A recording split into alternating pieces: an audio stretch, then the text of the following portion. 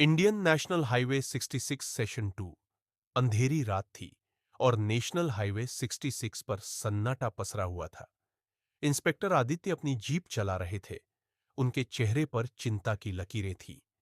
पिछले कुछ हफ्तों से इस हाईवे पर अजीब घटनाएं हो रही थीं। हर रात एक अनजान लड़की राहगीरों से लिफ्ट मांगती थी और अगली सुबह लिफ्ट देने वाले की कार खाई में या पेड़ से टकराई हुई मिलती थी, जिसके अंदर उसकी लाश होती थी। आदित्य और उनकी टीम इस रहस्य को सुलझाने में लगे हुए थे। उन्हें कोई सुराग नहीं मिल रहा था। लड़की का कोई विवरण उपलब्ध नहीं था और न ही कोई चश्मदीद गवाह।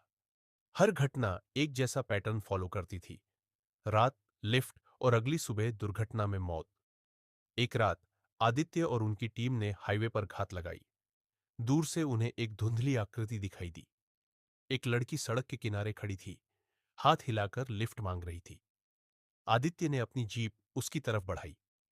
जैसे ही वह लड़की के पास पहुंचे, उनकी नजर उस पर पड़ी। वह बहुत खूबसूरत थी। उसकी आंखों में एक अजीब सी उदासी थी। आदित्य ने खिड़की खोली और पूछा, आपको कहां जाना है? लड़की ने धीमी आवाज में कहा, मुझे बहुत दूर जाना है। क्या आप मुझे छोड़ देंगे? आदित्य को कुछ अजीब लगा, लेकिन उन्होंने इनकार नहीं किया। बैठ जाइए, उन्होंने कहा। जैसे ही लड़की जीप में बैठी, अंदर एक ठंडी हवा का झोंका महसूस हुआ। सोनिया, जो आदित्य के साथ बैठी थी, थोड़ी असहज हो गई।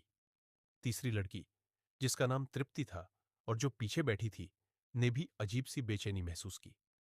रास्ते भर लड़की शांत रही। उसने एक शब्द भी नहीं कहा।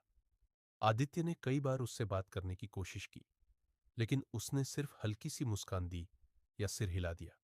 अचानक जीप तेजी से हिलने लगी। आदित्य ने स्टीयरिंग पर नियंत्रण खो दिया। ब्रेक लगाने की कोशिश की, लेकिन कुछ काम नहीं कर रहा था।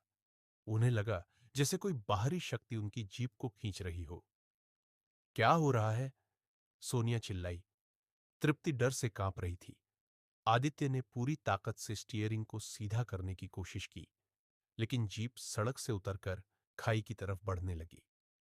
उन्हें उस लड़की की शांत और रहस्यमयी मुस्कान याद आई। क्या यही वह लड़की थी जिसके बारे में वे सुन रहे थे?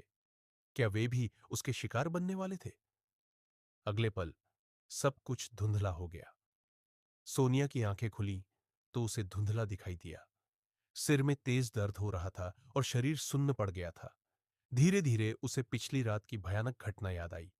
जीप का खाई में गिरना, चीखे और फिर शांति। उसने कराहते हुए उठने की कोशिश की, लेकिन उसका पैर